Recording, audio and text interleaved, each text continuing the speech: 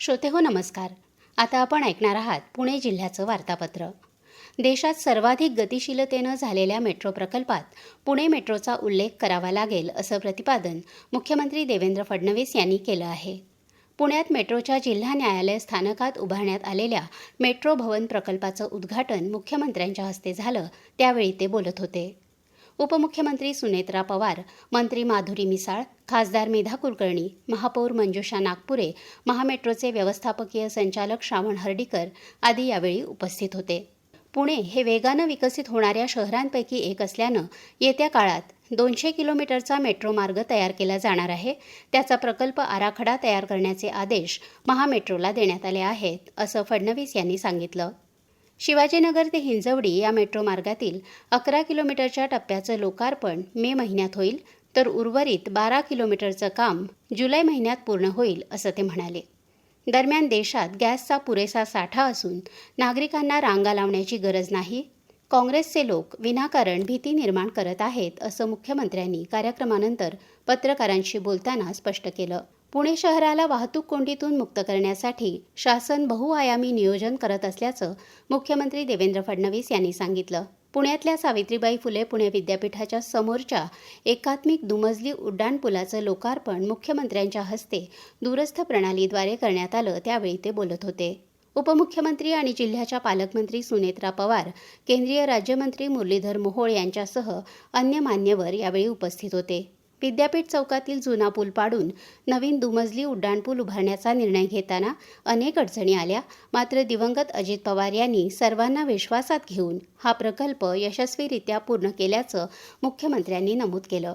या उड्डाणपुलाला दिवंगत उपमुख्यमंत्री अजित पवार यांचं नाव देण्याबाबत सकारात्मक निर्णय घेण्याची ग्वाही फडणवीस यांनी यावेळी दिली. पुण्यातील वाहतूक कोंडीच्या समस्येवर दीर्घकालीन उपाय म्हणून आधुनिक तंत्रज्ञानाचा वापर करून हा दुमजली उड्डाणपूल उभारण्यात आला असल्याचं उपमुख्यमंत्री सुनेत्रा पवार म्हणाल्या. केंद्रीय मंत्री नितीन गडकरी यांच्याकडे सातत्यानं पाठपुरावा करून पुणे जिल्ह्यातील अनेक महत्त्वाच्या रस्ते प्रकल्पांना गती देण्यात अजित पवार यांचं महत्त्वाचं योगदान असल्याचं त्यांनी सांगितलं. महाराष्ट्र साहित्य परिषदेच्या नुकत्याच झालेल्या अध्यक्षपदाच्या निवडणुकीत साहित्य संवर्धन आघाडीचे उमेदवार लेखक नाटककार योगेश सोमण यांनी विजय मिळवला आहे. प्रमुख कार्यवाहपदी पत्रकार स्वाती महाळंक यांनी तर कोषाध्यक्षपदी गझलकार प्रदीप निफाडकर यांनी विजय मिळवला आहे.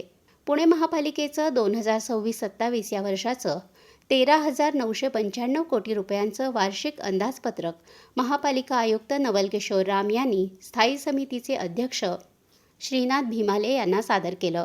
शहराचा विस्तार आणि वाढती लोकसंख्या लक्षात घेऊन यंदाच्या अंदाजपत्रकात ईज ऑफ लिव्हिंग या संकल्पनेला प्राधान्य देण्यात आलं आहे. पुणेकरांचा प्रवास सुखकर करण्यासाठी PMPMLच्या ताफ्यात 1,000 नवीन CNG बसेस आणि केंद्र सरकारच्या फेम 2 योजनेअंतर्गत 1,000 बसेस दाखल होणार आहेत. यासाठी 592 कोटींची तरतूद करण्यात आली आहे. वाहतूक कोंडी कमी करण्यासाठी उड्डाणपुलासारखे प्रकल्प आणि 32 मिसिंग लिंक रस्त्याच्या कामांना वेग दिला जाणार असून यासाठी 740 कोटी रुपयांचं नियोजन आहे. मुळामुठा नदीकाठ सुधारणेसाठी नदीकाठी 30 मीटर रुंदीचा सलग रस्ता आणि सायकल ट्रॅक विकसित केला जात आहे. मिशन लाईफ अंतर्गत शहरात एअर क्वालिटी मॉनिटरिंग सेन्सर्स आणि 51 कोटींच्या पर्यावरणपूरक योजना राबवल्या जातील. आरोग्य विभागासाठी 881 कोटींची तरतूद असून कमला नेहरू रुग्णालय अद्ययावत करण्यासाठी आणि भटक्या कुत्र्यांच्या लसीकरणासाठी विशेष मोहीम आखली आहे. पाणीपुरवठा विभागासाठी 2017 कोटी रुपयांची तरतूद करण्यात आली आहे. पुणे शहरात तापमानात सातत्यानं वाढ होत असल्यानं उष्णतेच्या लाटेची शक्यता निर्माण झाली आहे. या पार्श्वभूमीवर नागरिकांनी स्वतःच्या आणि कुटुंबियांच्या आरोग्याची विशेष काळजी घेणं गरजेचं आहे. उष्माघात टाळण्यासाठी पुणे महानगरपालिकेनं स्पष्ट मार्गदर्शन जारी केलं आहे. गुरांना छावणीत ठेवा, त्यांना हिरवा चारा आणि पुरेसं पाणी उपलब्ध करून द्या. कामाच्या ठिकाणी थंड पाण्याची सोय करणंही आवश्यक आहे, असं या सूचनांमध्ये म्हटलं आहे. हे होतं पुणे जिल्ह्याचं वार्तापत्र. लेखन केलं होतं मनोज क्षीरसागर यांनी आणि वाचन केलं होतं संध्या खान यांनी. हा कार्यक्रम आकाशवाणी पुणे केंद्राच्या प्रादेशिक वृत्त विभागाद्वारे सादर करण्यात आला.